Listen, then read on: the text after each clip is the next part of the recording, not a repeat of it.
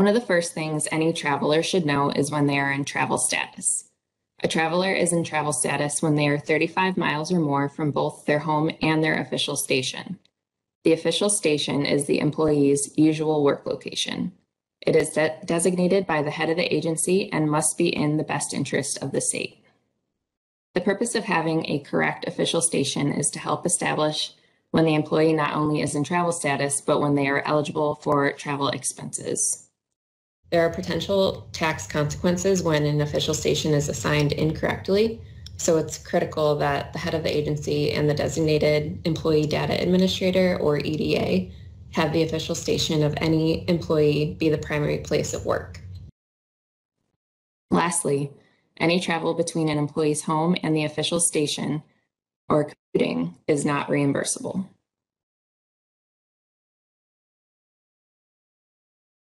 When a traveler is working at an alternate work location that is not 35 miles or more away from their home or official station, then they are not in travel status and are considered to be traveling within proximity.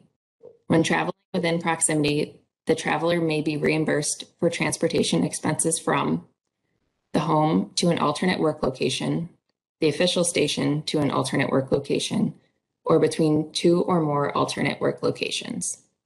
As a reminder, commuting reimbursement or travel between the employee's home and official station is not reimbursable.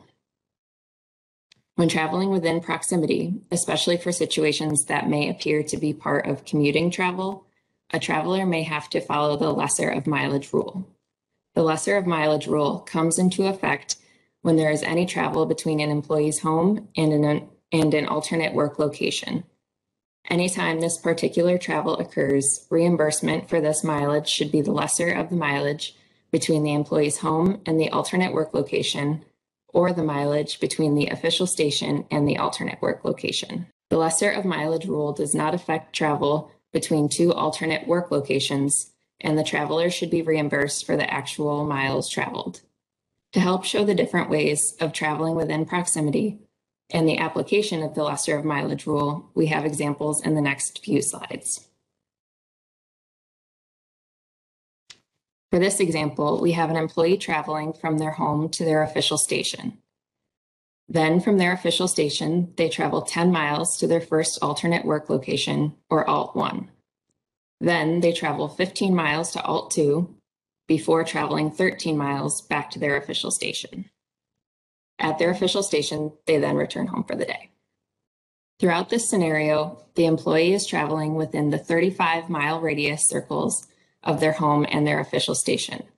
So the two questions to think about are, does the lesser of mileage rule apply?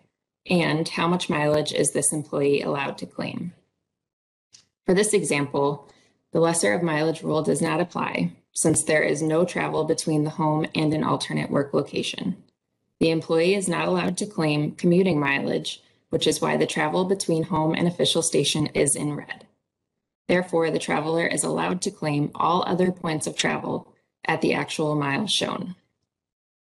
To determine the total miles the traveler can claim, add the 10 miles plus the 15 miles plus the 13 miles to get a total of 38 miles. To determine the amount reimbursed to the traveler, multiply the 38 miles by the mileage reimbursement rate. The traveler receives the reimbursement for all 38 miles because transportation expenses are reimbursable when traveling within proximity, and the lesser of mileage rule did not apply in this scenario. For this example, we have an employee traveling from their home 25 miles to Alt 1. Then they travel 15 miles to their official station before traveling back home. This travel, again, is all done within 35 miles of the employee's home and their official station. In this case, the lesser of mileage rule applies because, per the criteria, travel between home and an alternate work location has occurred. Next, we have to determine the amount of miles the traveler can claim when traveling from their home to Alt 1. The rule states that we take the lesser of the miles between the home and the alternate work location, which is 25 miles for this example, or the miles between the alternate work location and the official station, which is 15 miles. Since 15 miles is less than 25 miles, the employee must claim 15 miles instead of the actual 25 miles when traveling home to Alt1. Adjustments will need to be made when claiming miles with either the SFS mileage details or the AC-160. For this, the traveler would enter the date of which they traveled, the start location is their home address, destination location is their alternate work location 1 address, actual miles are 25, and claimed miles are 15.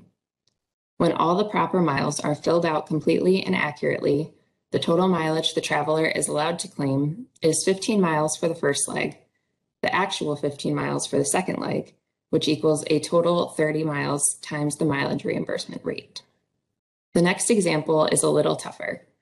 The traveler drives 5 miles from their home to Alt1, then 20 miles to Alt2, followed by 15 miles to Alt3, before traveling 30 miles to their home. They do not stop at their official station. Here, the lesser of mileage rule does apply, and it applies twice. This is because there are 2 legs of the trip that involve the traveler going between their home and an alternate work location. For the first leg of the trip, the mileage comparison for this would be the 5 miles between home and Alt1 and the miles between the official station and Alt1. For this example, the miles between official station and Alt1 is 30 miles, which is greater than the 5 miles between home and Alt1.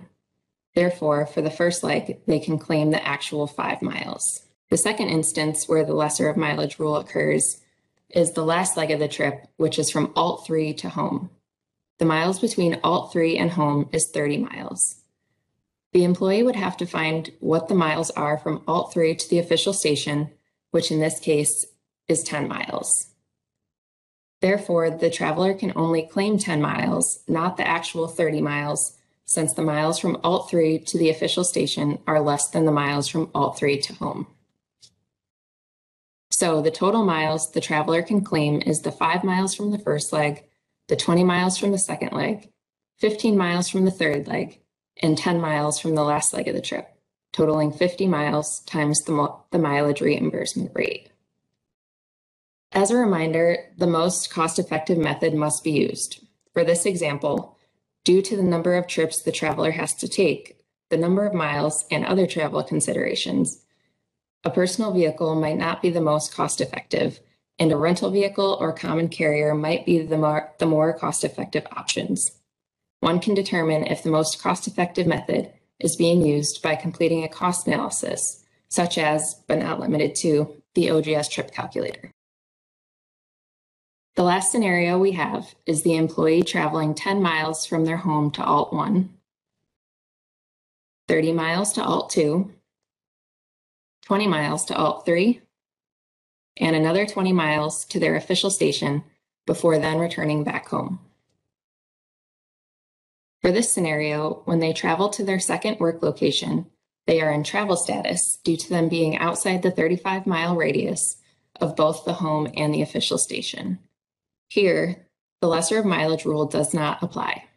If any destination puts the traveler into travel status, such as the second alternate work location in this example, then the lesser of mileage rule does not apply, and the employee can claim actual miles. The employee can claim the 10 miles from the first leg, 30 from the second, 20 from the third, 20 from the fourth, giving a total of 80 miles times the mileage reimbursement rate. As a reminder, the travel from the official station to home is commuting and is not reimbursable. This is another example where the mode of transportation should be the most cost-effective method and evaluated through a cost analysis, especially due to the traveler and entering into travel status. Completing the cost analysis will provide justification to reviewers that the most cost-effective method was used.